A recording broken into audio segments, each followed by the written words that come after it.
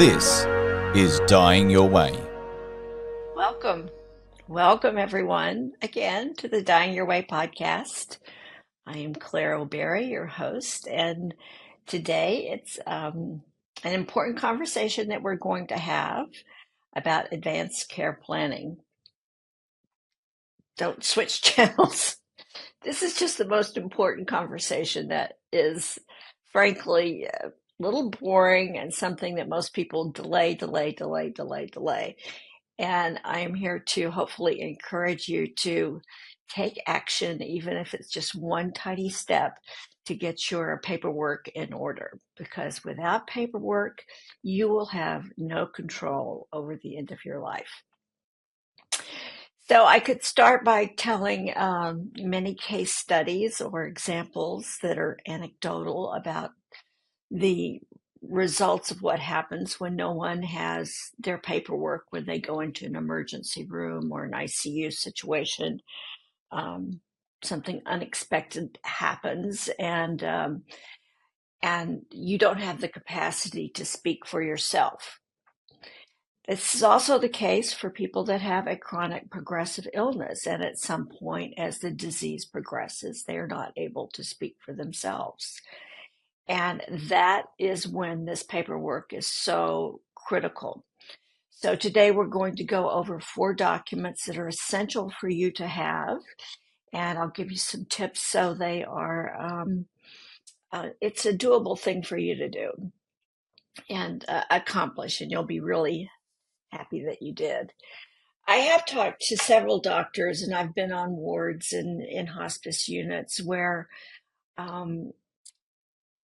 people are faced with a chaotic situation and they do not have their paperwork in order, and they don't know whether their loved one is going to survive this ordeal or not, but they're not in a capacity to speak for themselves. So the clinicians, the social worker, whoever is on call, will say, what would your loved one have wanted at the end of life? And they frankly don't know. I have a will in place, but they never talked about an advance directive, or in some cases, it's called a living will. And this is really reiterating what it is that you want in the event of an emergency when you can't speak for yourself.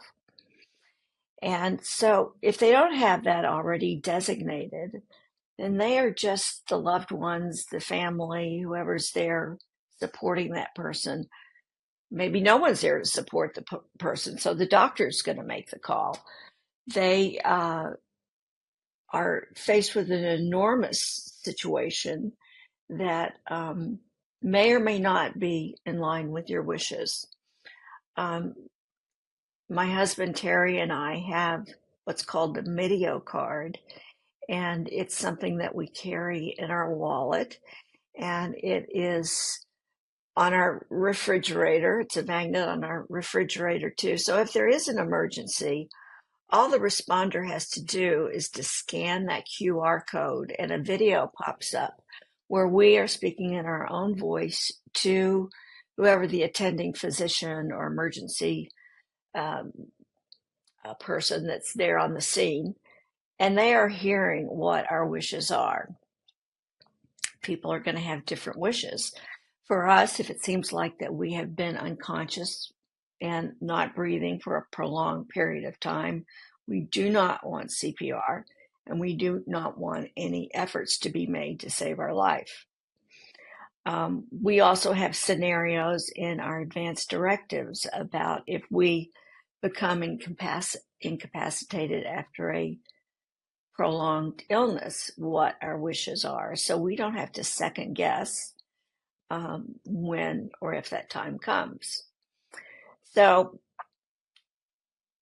an advanced directive is just something, if you haven't done it, please do it. I'm going to provide links for you to get information to do it that's free. And it's going to avoid family conflict at the end. It's going to avoid a lot of unnecessary suffering. It'll avoid a lot of chaos that, frankly, you don't want to be there when someone is actually dying. So it'll save you money too from unwanted treatments if you don't want those treatments. So advanced care directive is very important. Now, in different countries, they go by different names. In Australia, it's enduring. It's an advanced care directive, but the person that's responsible for that, where in America they'd be called a medical power of attorney. In Australia, that's enduring power of guardianship, and in the UK, in Canada, it's going to be similar, but wherever you are living in the world and listening to this, please look at your state, your country's equivalent documents that I'm talking about. So we all want to stay in control of our lives for as long as possible. And it's really important, regardless of our age, regardless of our health, that we have these documents in order. So what are those 4 documents that are really essential? What most people have is a will. You want to have the legal paperwork that's assigning your medical power of attorney. You want the legal paperwork to assign your power of attorney. Sometimes that's the same person. Some families divide the labor, and one person holds the medical power of attorney and another person holds the power of attorney. Power of attorney is the person that is in charge of your financial affairs. If you don't have capacity to pay your bills, to make banking decisions, real estate decisions, stock decisions, you have a power of attorney that is legally responsible, has fiduciary responsibilities to get those things done. So a will, which is you assign an executor and executrix named in your will. So that's one role. We actually talked about that a few weeks ago about building your team. So who is the executor, the executrix named in your will? You want to have a legal document for the medical power of attorney. You want to have a legal document for the power of attorney. And then you want to have the advanced care directive. Sometimes that's called a living will, but it's where you really go through different scenarios where you don't have capacity to speak for yourself. And if this happens, then this is what I want. Okay. And there are other documents that are also important depending on your situation. DNR, do not resuscitate. So when Mother was going in and out of different facilities, and she had Alzheimer's, so she didn't have capacity to make these decisions. They would go over the DNR with me because I was the medical power of attorney. And Mother and I had some conversations about this prior to her losing capacity. I was able to say, yes, she wants antibiotics if she has a UTI. If she is, cardiac arrest, don't do anything. We just went through different scenarios. But with each facility, as a disease progressed or circumstances changes, that DNR could change as well. But just even looking at a DNR beforehand and knowing what kind of scenarios you're going to be faced with are really important to think about. In the Dying Your Way end of life training, we spent a whole module just on advanced care planning. And the goal of the whole training is that after going through the whole training, people have enough information to make an informed decision and create their own end of life plan. It's not a legal document, but it's a document you can take to your doctor to have a conversation with him. You can take it to your lawyer to draw up your will and your paperwork for the medical power of attorney and the power of attorney. If you want to set up a trust, you have that in your end of life plan, and you go with that plan, and it's your action plan to get things done. But you want to be informed before you make these decisions. So at the end of life, when people are under hospice care, generally, there are physician's orders for life-sustaining treatment. This is in the United States. They'll have something similar in other countries as well, but it's a bright pink document that gets in your file, whether it's electronic or a physical file. You have this document, and you may be in hospice care, but you're feeling pretty good. And you have a niece who's getting married in Colorado, but you live in Indiana, and that's where your doctor is. Well, if you are in Colorado and have a turn of health consequences in Colorado, those attending physicians in Colorado have to follow this physician's order for life-sustaining treatment called a post. And they are bound by law to follow that. Just keep in mind that if you don't have these documents and you go into an emergency situation, a medical situation, they will do everything they can to save your life. And sometimes that's exactly what you want. And other times it may not be, depending on what your circumstances are. So a will, you got to have it.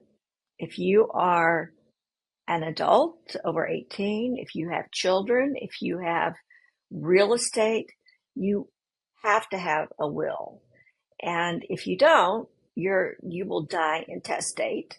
And then it goes through a probate court.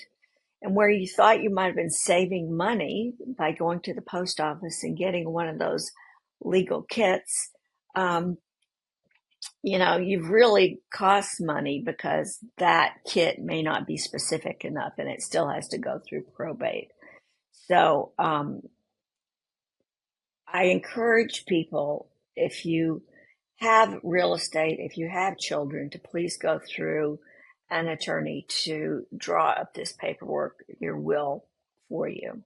And at that same time, they can draw up your medical power of attorney and your power of attorney document as well. If you, they'll do the advance directive, which you can use as a basis for would you need to do a DNR. If you're the advocate for your family or something, you have that living will, you have that advance care directive to go over the DNR with hospital representatives and doctors to say, this is what my mother would have wanted, this is what my husband would have wanted, and you've got it clearly laid out. Please avoid these pitfalls. And it's happened so many times, I'm laughing, but it's so not funny, is that when you're just, earlier we talked about building the team. When you're building your team, and you're thinking about who you want to be your medical power of attorney, who you want to be your power of attorney, who you want to be your executor, you need to invite those people to do that role, and that they say yes or no. You might want to invite a secondary person to do that role if this one is not able to fulfill that capacity. You have a second person named, lined up to do that. A story that will always stay with me, someone that I was working with, and it was time for them to go into hospice, and I was with the family, and we were calling hospice, and I said, they're going to want to see, your medical power of attorney, so go find that so they know that you're the person to talk to. And they went into the family safe, and they got the document, and we looked at it. And this person that had been the spouse, the primary caregiver, throughout this time was not named on the document. And that change could have happened, you know, at some point and didn't get changed back. I don't know the circumstances.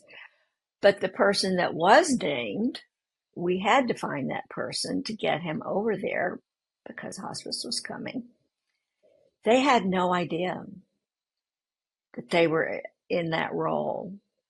And so all of a sudden, they're put into an awkward position of bypassing the spouse and stepping into that role. And a lot of unnecessary hurt feelings. And so it's really important that when you're deciding this, you actually invite them to do the role and go over what those roles and responsibilities are, and that they have said yes. And then you go to your attorney and you have that name put in there. Another really important thing is having the paperwork accessible. Now, I've did my paperwork like in 2005, but I had the hard copies, a copy for both of my daughters. I had the original in the safety deposit box, and that was before things were like digital. Now I have digital copies of all of that.